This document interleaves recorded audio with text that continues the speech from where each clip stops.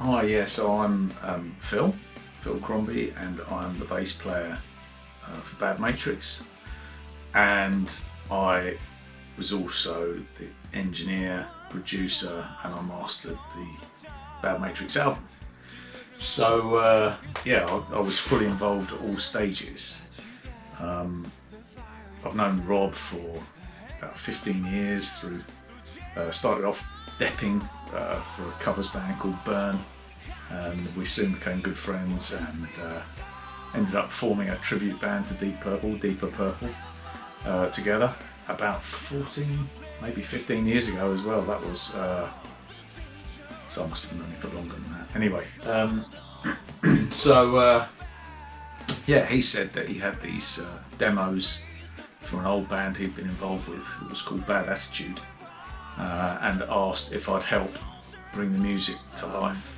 And he sent me the old demo versions of these songs, which were pretty bad quality actually, really bad, like off old cassettes. So I started by basically uploading them onto my computer, onto Cubase. I'm just using a basic version of Cubase. And I would make them work with a click track basically. So for a few tracks I made the mistake of trying to actually attribute the tempo to the track, but after that I realised it was simpler to just like set a tempo and then stretch and squash the music so that it fitted into the the bars were proper bars, and that we could actually use a click track for the drummer and so on, so that we could all record it using the original demo as a guide. So that was the first quite big painful job really, is getting all those old demos and making them consistent with their timing. So once I'd done that, then I found out actually that the drummer preferred to hear the bass line first. So I actually recorded a rough bass line for what I thought was a good bass line for the song. The original bass lines weren't very imaginative. I think it was Rob actually playing bass on the originals. So no, I did the bass lines and I just did my own thing, what felt right. Then I'd send them off to the drummer, Paul, and he did an amazing job actually. His drumming was bang on, really good, great drumming. He'd send me the files back, and then I would re-record the bass so that it was tight with the drums. So that's how we started. And then after that I'd send the files to Rob. I'd do a rough mix of just the bass and the drums, and Rob would start recording the guitars, which was a long process. He'd normally do like 4 rhythm guitar tracks, so we get that big guitar sound, and then there'd be all sorts of overdubs, guitar solos and all the rest of it, which would be built up over time, you know. And I must admit, with some of the tracks I felt that they weren't that compact. Some of the songs were a bit, they'd go on for a bit, so I'd chop them down and send them back to Rob and say, look, we don't need these 2 bars here, or we don't need these 4 bars there. And generally Rob would agree, okay, give me another mix, and we'll make it shorter and so on. So I did. And then the music would generally then get sent. I'd do a mix with guitar, bass and drums, and then I'd send it over to New York for Paul Morris to do his keyboards. And I always really look forward to hearing the music when Paul had got hold of it, because the guy's very creative, really respect him as a musician, and he did some fantastic things, sometimes well over the top. Sometimes he'd provide me with like 8 different keyboard tracks, and I would choose the best bits, and some of it got binned, or some little bits were just cut and paste, and we built the track up like that. But Paul's input was invaluable, and if you listen to it, some of those keyboard runs he does are amazing. He doesn't send any MIDI stuff, it's all audio. He's playing the keyboards in real time, so it's got feeling. Really good. And then finally, all of that would get sent to the vocalist, and again he would put his own spin on it, and it was always really impressive. You know, come back. I mean, I think there were. So on here, there's like, this is Holding My Heart. So the yellow are the vocals. So there are 1, 2, 3, 4, 5, 6, 7, 8 vocal tracks for one song. So he did his own backing vocals and built up a choir basically, and it sounded really good. So we did that for all of the songs, which took several months, bit by bit, you know, with people having other commitments and so on, but we put it all together. And then the really painful bit came, was the getting a decent mix and producing it. I would work for hours and hours and hours, different drum sounds, different EQ, send it off to Rob. Rob would listen to it at home, he'd come back, no, you know.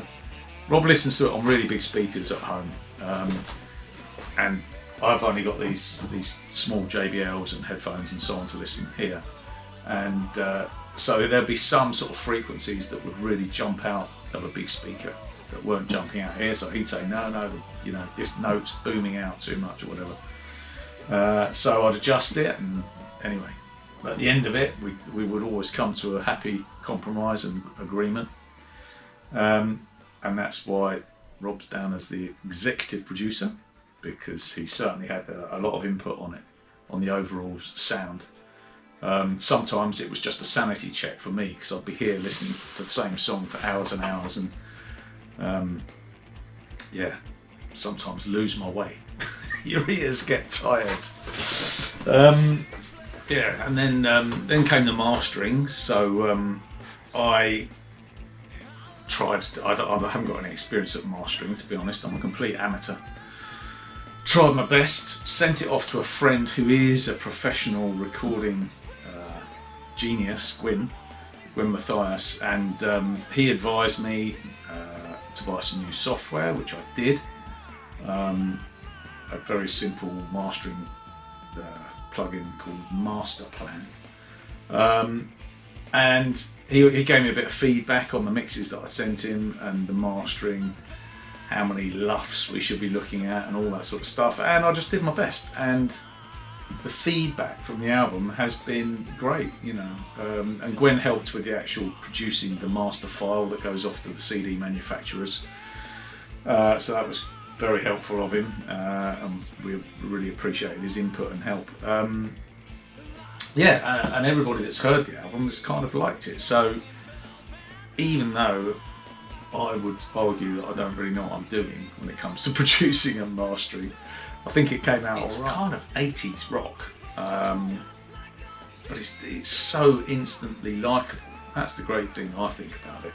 For me, I grew up in the 70s and 80s, and I got it. A friend played me Highway to Hell, very early days, and I became a massive AC/DC fan. And I was into Sabbath and Zeppelin, and I went to see a lot of the bands that were around that time, the new wave of British heavy metal, including like Def Leppard, you know, when it was £3 to go and see them, and it was, the drummer had 2 arms. All those sorts of bands, you know, I grew up with, and so I love guitar-based rock, and we've got, you know, great guitar sound, I think, on this album, helped by, you know, we've got 4 guitar tracks. I mean, just this one song here, Holding My Heart, not even a heavy song. You know, there are 1, 2, 3, 4, 5, 6, 7, at least 7 or 8 guitar tracks. And it just makes it sound big, and it's the sound that I love, really. I think maybe the stuff that I love has rubbed off on the overall sound, and it is that sort of 80s rock feel. So that's how I describe the music. So there was one song, Kiss of Life, which didn't really work out to start with. We tried doing it on electric guitar, and it sounded wrong, you know. And in the end, I suggested to Rob, look, let's not chuck this song away. Let me do acoustic. So I did an acoustic rhythm on it, and then suddenly it was like, yeah, you know what, this could work. And Paul did some great keyboards for it, and yeah, it worked out. So I did end up actually playing guitar on one of the songs, which was that, just strumming away on an acoustic, but great fun. What's my favourite song? I think my favourite song has to be Taking It Out on Me. And that was really because of what Paul did with the keyboards for me. I'd just been to see the Killers at the Emirates Stadium, and I'm not a big Killers fan, but I went along, and it's got that real drive to it. I just think that Taking It On Me is the most modern kind of song on there. It's a great driving song. In fact, all of the songs are great driving songs, to be honest, but that one in particular sticks out. What would I redo if we were doing it again? I don't think I would really. I'm very pleased with the way it came out. In an ideal world, we'd be in a studio together, experimenting and getting to know each other, and it obviously helps with, especially as a bass player, drums and bass. It's always great to sort of feed off the drummer. But we managed. There's, you know, and in this day and age, that starts getting very expensive if you're paying to be in a studio. Whereas we've done it on a budget, you know, a pretty small budget, as it happens.